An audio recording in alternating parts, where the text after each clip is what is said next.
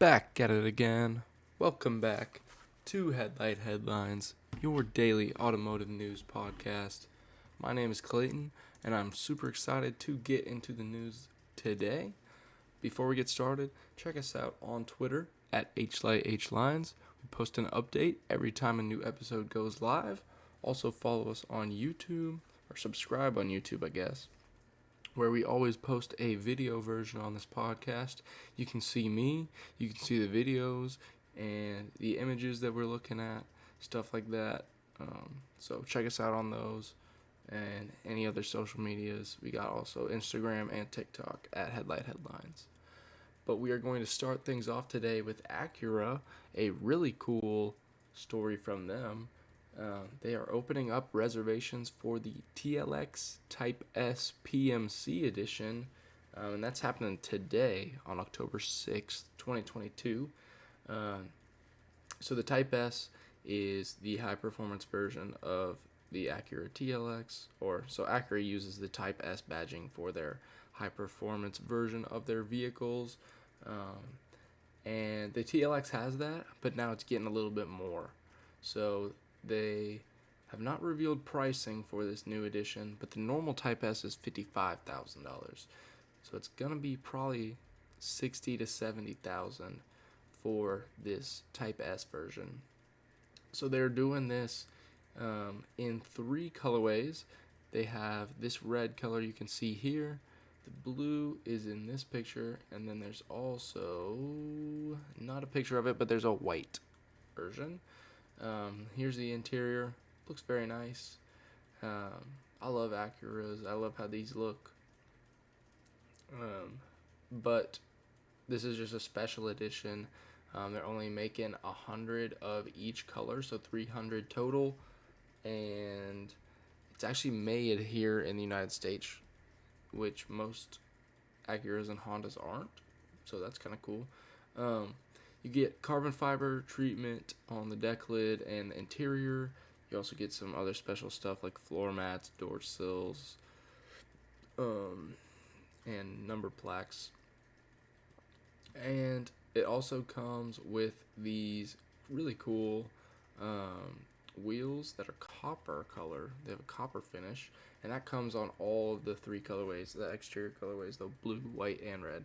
So here's another picture of the blue. I think it looks great in the blue. I would have to get the blue.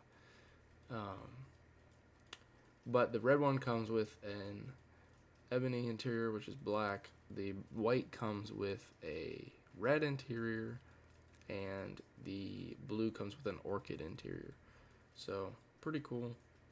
Like I said, the copper wheels, those are the standard Type S wheels. Power, the exact same, 355 horsepower from the turbo V6. And it's all-wheel drive. So yeah, 100 of each colorway. I think it's a pretty cool addition. It's not like the craziest, but I think it's pretty nice. So yeah, the red one opens today. The white one opens in 2 weeks, I think. No, white is November 9th, and then blue is December 8th, so a month between all of them. So pretty cool. If you're looking to get a new Acura sedan, you might want to try to get one of these special editions because they're cool. Next up, we have a very interesting story that some people might not know about this car. There's what's called the GTR 50, and this came out a few years ago. I believe it was 2019 or 18. Yeah, 2018 it was a concept. It came out in 2019, and this is the GTR 50, the 50th anniversary of the GTR. Nissan partnered with an Italian design company, Ital Design, and they created this version of the GTR. It still uses the same twin turbo V6, but it's tuned differently. It has upgraded turbos. It pulls out 710 horsepower, 585 pound-feet of torque, which is a lot more than the Nismo. It has a reworked dual clutch and Bilstein dampers. So it's a really, really cool race car. It's pretty much just a race car. And they're super expensive. There's only, 11 made? I think. Where is it? Oh, 11 of them. Apparently they say there's 19, but they don't really know. And it started at $1.1 million, and I want to see what this sells for, because it'll definitely be more than that. And this one is a 2021 model year. So it came out as a concept in 2018, and then it came out in 2021. It's going to be very expensive. Very interested to see what this goes for. They're saying this paint color is $30,000, which is insane. This one has a adaptive aero wing, which is cool.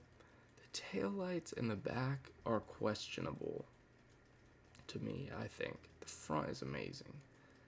But it's got like Ford GT looking taillights, and I don't know how I feel about that. The front is cool, the splitter's cool, the side skirt's cool. I really like this car. It's sick. It's just never going to be able to be in my price range, but it's cool. I love GTRs. I'm a big fan. Got a GTR thing right up here. But yeah, cool to see one on sale. I really want to see what it goes for. Next up, we have the updated 2023 Toyota Highlander, and it comes with a new turbo engine. So it's a 2.4 liter inline 4 turbo that replaces the V6 that they had before, but it has more horsepower. This one has 265 horsepower and 310 pound-feet of torque. They're saying it has over 45 more horsepower than the V6, and I really like how this car looks. The new Highlanders and new SUVs from Toyota are very nice. They have some very distinct styling that is really pleasant, I think. And, of course, gonna have a price increase. They're saying there's 22 variants of the Highlander, which is insane. They average to $770 more, but then some of those obviously are way more. Like this one, Bronze Edition, is $1,200, and that's the second highest bump. So standard, it comes with a new 12.3-inch display, digital gauge cluster, well, standard on half the lineup. Yeah, optional for the XLE and XSE, but standard for the rest. Very cool. Not a ton. Like, this is just saying what all the different trims come with. There's so many trims. But cool to see the turbo. Cool to see the turbo engine on this Highlander. I like this blacked out look on the white. That one looks really cool. This one a little more classier, I guess. Not really my speed, but this one's pretty cool. They're saying it also gets better fuel economy, which is always good. Has a smaller engine, so yeah. They're saying it gets 25 compared to 24, which is not that much of an increase, but hey, better than nothing. Yeah. Same towing rating as the V6, and it still has 3-row capability, and I think it's still worth the money. It didn't go up by that much. Some went up a bit, but that's all-wheel drive option. I don't know. I think it's worth. Toyota's really nice right now, especially with these vehicles. And I love this blacked out one with the white paint. That's what I would get. And our last story of the day from Dodge, this is more like a discussion. There was almost a Alfa Giulia based Challenger and Charger, but Dodge decided against it. So back in 2013, they're saying that Dodge had the opportunity to have the new Challenger made on the same platform as the Giulia, which is Alfa's car. Here, I'll pull a picture of it if I click the right thing. Maybe. Now I'm screwing everything up.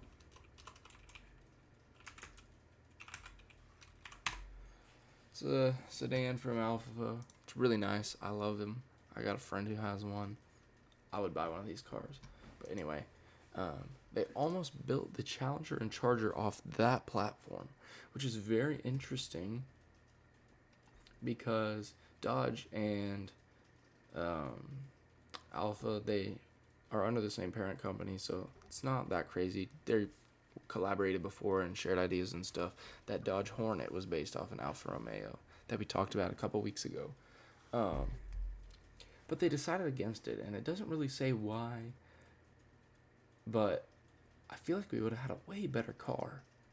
Nothing against the current Challenger and Charger, but everybody calls them boats because they're big, and they're basically the Hellcats just made to go in a straight line. And because the car's so big, that's fine, but like, it doesn't handle well, it's super heavy, and that would all be different if they built it on that platform. So that would be really cool to have a better handling Charger, better handling Challenger that also weighs less and would be just faster overall. That would be awesome. Plus, you could go the other way and be like, you could also probably from that, Alfa might make a Scat Pack 6.2 liter version of the Giulia, or even a Hellcat version, which would be crazy. Crazy. Imagine 707 horsepower in the Giulia. That would be insane. So yeah, just a cool thing to think about. Obviously, it never happened, so not gonna happen now. But we can always dream, right? But that's gonna be it for today's video. Thank y'all for stopping by and checking it out. Like I said before, check us out on Twitter at HLines. We tweet out every time a new video and podcast is posted. Also, check us out on YouTube for the video version of this podcast. With that being said, stay safe out there. Have a great day, and I will see y'all in the next episode.